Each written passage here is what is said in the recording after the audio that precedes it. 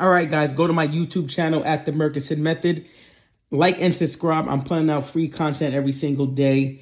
Today, I am going to go over something that may seem very basic, but you won't believe it. There's a lot of people that really don't understand it. So I'm going to go over it, okay? Basically, I'm going to talk about what LTV is. Now, what it stands for is loan to value, okay? What this basically is, this is what is basically the percentage of the amount of loan or mortgage that you take out compared to the appraised value of a home, okay? Now, let's just say that you're buying a home for $500K, okay? And you're going to get a mortgage for $400,000, okay? The loan to value is 80%.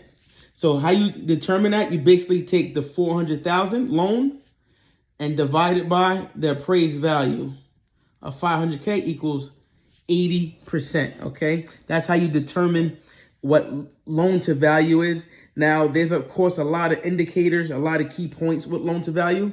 Now, the first one is, okay, risk assessment for the lender, okay, for the lender.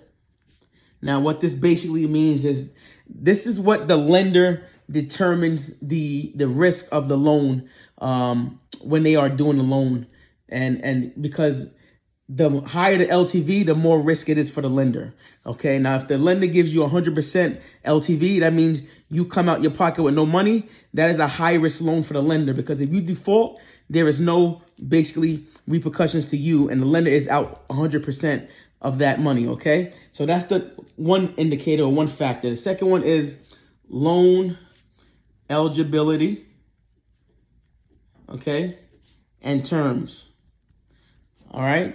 Now, of course, the LTV affects the approval of the loan, such as the rate and the terms of the loan. Usually, the higher the LTV, the higher the rate is. The lower the LTV, the lower the rate is, okay? Now, the other one is it also affects the down payment, okay? Requirements, all right?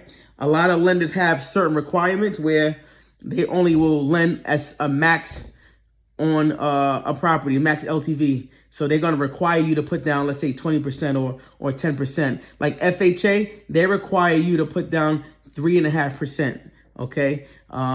Conventional is between 5 and 10%, all right? It all depends on the lender, all right? A next factor is PMI. This is probably one of the key ones. This stands for private mortgage insurance, okay? This basically protects the lender. So basically on conventional loans, FHA loans, if the LTV is higher than 80%, then you're going to have to pay PMI, which is an added amount that's added to your regular mortgage payment, because this protects the lender. So anything over 80% is a little bit risky. They add PMI to the loan, which protects the lender if you default on the loan, okay? So let's just say that your mortgage payment is $1,000 and your LTV is over 80%. Your PMI may be an extra $200. So now your mortgage payment, instead of $1,000, is going to be $1,200 a month, because that extra $200 is PMI. Once your house gets, once your loan gets under 80%, then you don't have to pay the PMI anymore, okay? Now, another factor is refinancing. All right. Most lenders, especially investments, the max LTV they will do is 75% of whatever the value is, okay? So if you want to refinance your current loan, you got to make sure you have 25 or above percent in that of equity so you can refinance, because they're only going to lend you 75% of what the loan is, all right?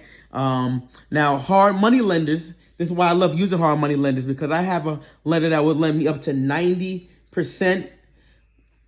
LTV, and they would give me 100% of the rehab costs. What does that mean? Okay, that means, let's say if I have a property, right? I am purchasing it for $100,000. Okay, the rehab is going to be $50,000. All right, and then once I sell it, the after repair value, okay, is going to be $250,000. All right.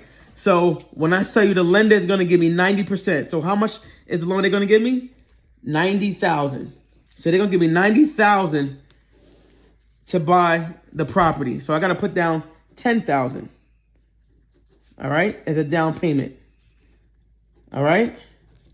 But they're going to give me how much it costs to rehab the property in order to get the $250,000, $50,000. They're going to give me all of the $50,000. So I don't have to come out my pocket to fix the property. So I'm going to be in it total 100 plus 50, 150,000, and we can sell it for 250,000. That is a $100,000 profit. Okay. So that's why I love using hard money lenders, because they basically give you all of the money really for you to profit, on a real estate flip.